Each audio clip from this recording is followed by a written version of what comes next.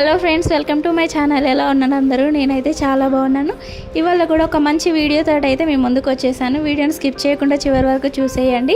Video నచ్చితే like చేయండి, అలాగే సబ్స్క్రైబ్ కూడా చేసుకోండి. సో ఫస్ట్ వీడియోలోకి అయితే వెళ్ళిపోదాం. ఇంట్లో ఎలాంటి శుభకార్యాలైనా అలాగే మాకు ఎలాంటి కష్టం వచ్చినా కూడా ఫస్ట్ శివయ్యకి అయితే చెప్పుకుంటాము.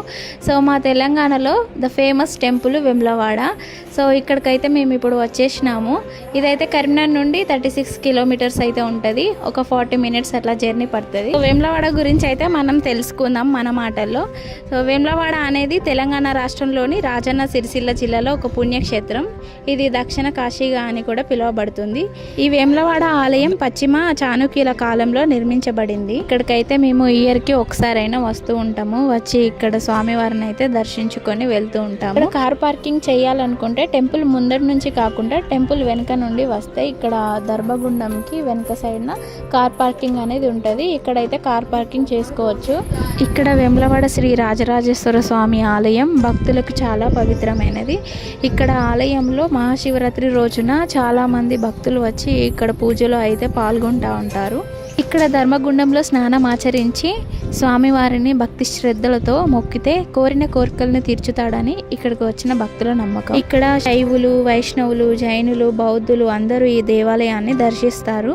దేవాలయం పైన ఉన్న శిల్పాలు కూడా జైన బౌద్ధ సంస్కృతులను ప్రతిబింబిస్తూ ఉంటాయి. ప్రధాన ఆలయంలో రాజరాజేశ్వరునికి కుడివైపున రాజేశ్వరి అమ్మవారు, ఎడమవైపున లక్ష్మీ సమేత గణపతి ఉన్నారు. ఆలయ ముఖద్వారంపై గజలక్ష్మి సింహద్వారానికి ఎదురుగా అనంత పద్మనాభ స్వామి ఆలయం ఉన్నది. ఆలయం చుట్టూ బాలరాజేశ్వర, విఠలేశ్వర, ఉమామహేశ్వర, త్రిపుర సుందరి దేవి ఆలయాలు ఉన్నాయి. దగ్గరలోనే నగరేశ్వర, వేణుగోపాల స్వామి మొదలగు ఆలయాలు కూడా ఉన్నాయి. అలాగే జగన్మాత స్వరూపిణి అయిన బద్దిపోషమ్మ వారి ఆలయం కూడా ఉన్నది. ఆలయ ప్రాంగణంలో మహమ్మదీయుల దర్గా కూడా ఒకటి ఉన్నది. ఈ ఆలయంలో కోడమొక్కు అనగా శివుని వాహనమైన నందిని ఆలయ ప్రదక్షిణం చేపించి స్వామివారికి సమర్పిస్తారు. అలా చేయడం వల్ల భక్తుల కోరికలు తీరుతాయని ఇక్కడ నమ్మకం. దేవాలయం పక్కనే ఉన్న ధర్మగుండము చాలా పవిత్రమైనదిగా ఇక్కడ భక్తులు భావిస్తూ ఉంటారు. దక్షయజ్ఞ సమయంలో వీరభద్రుని చేతులు కోల్పోయిన సూర్య భగవానుడు ఈ పుష్కరిణిలో స్నానం చేయగా చేతులు వచ్చాయని పురాణాల్లో చెప్తూ ఉంటారు.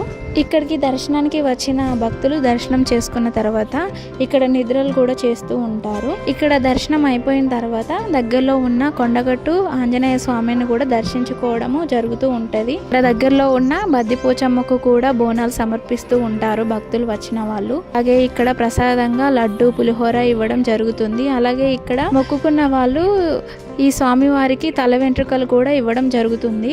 సో ఇదేనండి ఇవాళ మంచి వీడియో కనుక నచ్చితే ప్లీజ్ లైక్ చేయండి, అలాగే సబ్స్క్రైబ్ కూడా చేసుకోండి.